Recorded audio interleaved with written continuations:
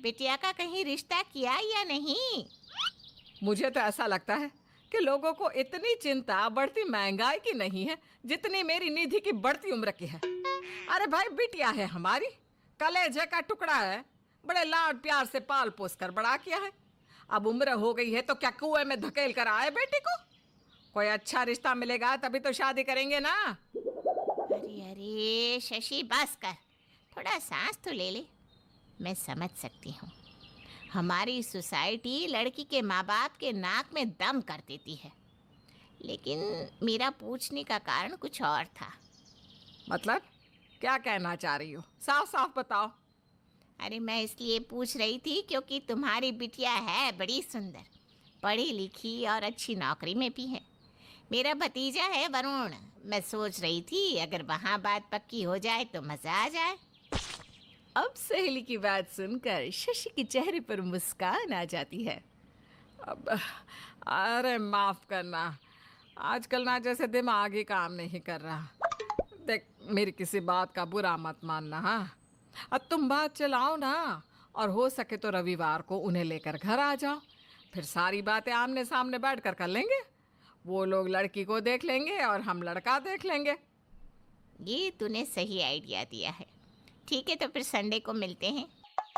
रविवार का दिन था। माँ के कहे अनुसार निधि सुंदर सी साड़ी पहनकर तैयार हो गई थी। घड़ी के कांटे 12 बजा रहे थे। लड़के वालों के आने में अभी आधे घंटे का समय बाकी था। इन आधे घंटे में शशि ने चाय नाश्ते की पूरी तैयारी कर ली थी। ठीक 12:30 बजे वरुण और उसके परिवार वाले वहां पहुंच गए। बेटा निधि, मेहमान आ गए हैं, चाय लेकर आओ बेटा। अरे बहन जी, ये फिल्मों की तरह कांपते हाथों से चाय की ट्रे मंगवाने की कोई ज़रूरत नहीं है। वैसे ही नए लोगों को देखकर घबराहट सी होती है। बिना बात गर्म चाय गिर गई तो बेचारी परेशान हो जाएगी। आप तो बस बिटिया को बुलवा दीजिए। निधि बेटा, चाय रहने दे, वो मैं ले आऊंगी। तुम आओ, आंटी के पास बैठो बेटा। माँ के कहने पर निधि आकर सोफे पर बैठ जाती है और निधि की माँ सबके लिए चाय नाश्ता परोसने लगती है। बातों ही बातों में वरुण की माँ निधि से उसकी पढ़ाई, जॉब और हॉबीज के बारे में पूछने लगती है। इधर शशि को भी वरुण पसंद आ गया था। अपने माता पिता का इकलौता बेटा था और अच्छा खासा व्यापार भी करता था। अचानक ही वरुण अपनी माँ के कान में कुछ कहने लगता है। Go from Papa To Super Papa in 10 minutes. Get feta cheese in 10 minutes on Swiggy Instamart. Ready for the party? Me show ready. Download now. बहन जी, मेरा वरुण पूछ रहा है कि ये पराठे किसने बनाए हैं। इसे तो पराठे इतने अच्छे लग गए हैं कि हर रोज खाने को तैयार है। हे भगवान, ये क्या पूछ लिया लड़के ने।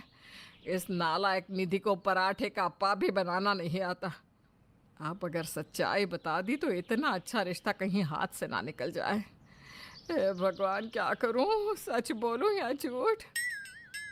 बस आंटी जी, इतने अच्छे पराठे बनाने वाली मिल जाए तो उसके लिए तो मैं 70 से 100 किलो का होने को भी तैयार हूँ। हाँ जी बेटा जी, बिल्कुल सही कह रहे हो। आदमी के दिल का रास्ता पेट से ही तो होके जाता है। अब समझ लो, हमारी निधि को आपके दिल तक जाने का रास्ता मिल ही गया। क्या क्या कह रही हो मम्मी? अरे ठीक है तो कह रही हूँ बेटा। तू रोज ऐसे ही बढ़िया बढ़िया पराठे बनाकर सबको खिलाना और वरुण के दिल पर राज करना, राज। पराठों की बात में सब ऐसे उलझते हैं कि बाकी सब बातें भूल वरुण के पराठा प्रेम पर ही चर्चा होने लगती है। वरुण तो उसी पल शादी के लिए तैयार हो गया जब उसे पता चला कि पराठे निधि ने बनाए हैं। लड़के वालों के जाने की बात उन लोगों के सामने झूठ का पहाड़ खड़ा तो कर दिया, लेकिन अब तू मेरी बात का मान रख ले। बस सबसे पहले पराठे बनाना सीख ले। ससुराल जाकर मेरी नाक मत कटवा देना। अरे मम्मी, मुझसे गोल रोटी तो बनती नहीं। आपने भी पता नहीं क्या मुसीबत मेरे गले बांध दी। क्या जरूरत थी झूठ बोलने की? अरे ज्यादा से ज्यादा क्या हो जाता? शादी के लिए मनाई तो कर देते ना, तो कर लेने देते। कम से कम मेरी जान तो आफत में नहीं आती। अरे तो सीख जाना, सीखने से ही तो आता है। हम कोई रोटियां बनाने में डिग्री लेकर थोड़ी ना आए थे। और तुम्हारे जैसी अनाड़ी लड़की से कौन लड़का ब्याह करने को राजी होगा? रोटी तो सभी खाते हैं ना। तो जिसे खाने का शौक है वो बनाना सीखे, मैं क्यों सीखूं? अरे देखने दे, बहस करने से कुछ नहीं होने वाला। अगर मैं भी तुम्हारी तरह सोचती तो तुम सब आज भूखे मर रहे होते। 2 महीने बाद का शादी का मुहूर्त था।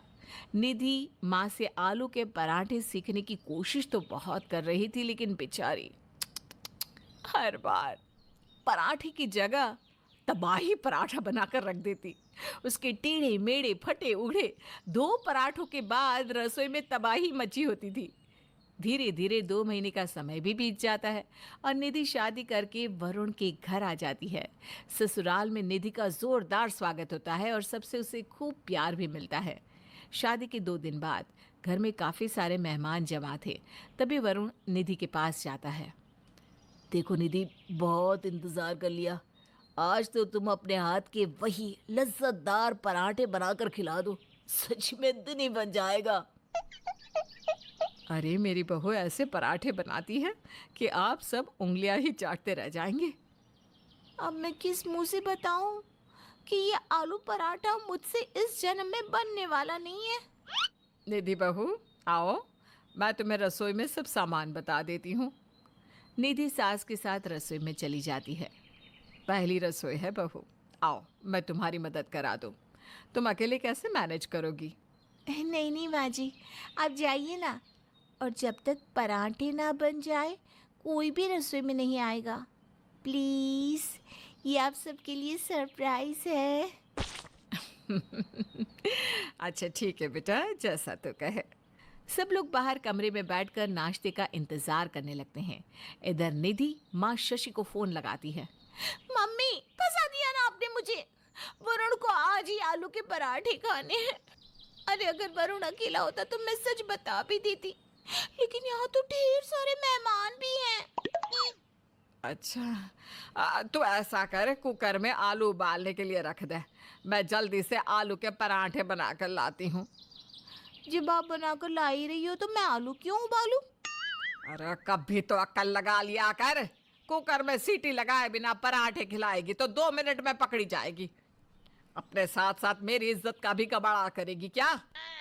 कहे अनुसार निधि कुकर में आलू उबालने के लिए रख देती है और माँ का इंतजार करने लगती है।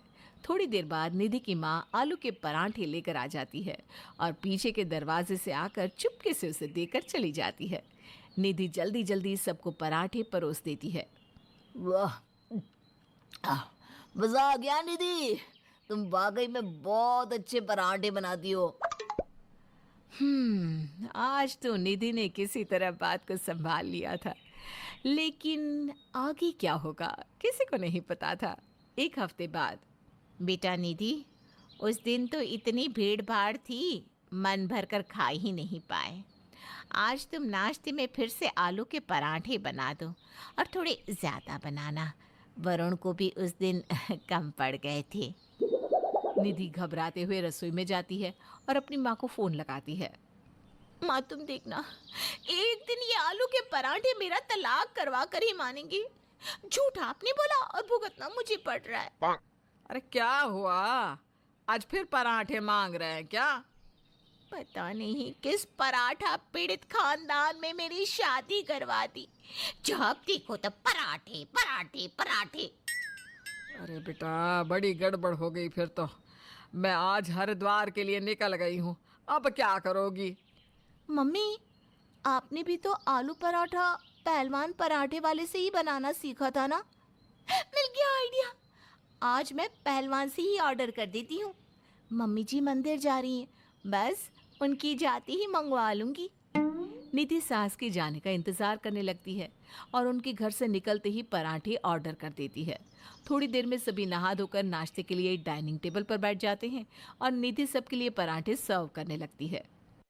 निधि बेटा, आज पराठे का टेस्ट कुछ अलग लग रहा है। क्या क्या डाला है तुमने आज? मैंने तो वही डाला है मम्मी जी जो पिछली बार डाला था। अच्छा निधि बेटा, तुमने टमाटर की चटनी कैसे बनाई? जब से टमाटर महंगे हुए हैं मैं तो घर में लाती ही नहीं। नहीं मम्मी जी, ये टमाटर की चटनी नहीं है, ये तो मैंने फूड कलर और अमचूर डालकर बनाई है। वाह बेटा वाह, कोई कह ही नहीं सकता कि ये टमाटर की चटनी नहीं है।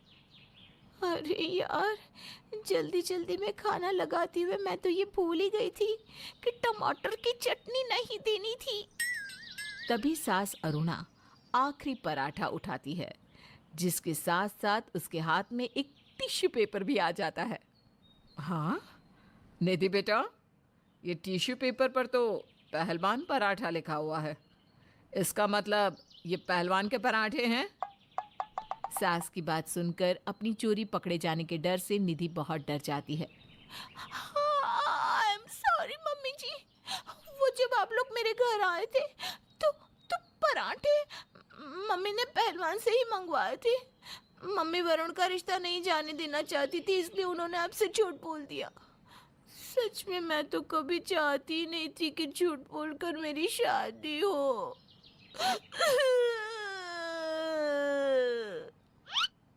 बेटा, वरुण की शादी एक लड़की से हुई है, आलू के पराठे से नहीं। और मुझे तो तुम पहली नज़र में ही भाग गई थी। तुम बिल्कुल परेशान मत हो। आओ, मैं तुम्हें पराठा बनाना सिखाती हूँ।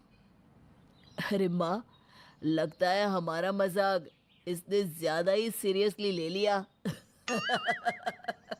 और उस दिन के बाद निधि अपनी सास को माँ की तरह समझने लगती है और कभी भी उनसे झूठ नहीं बोलती। किसी को काम वाली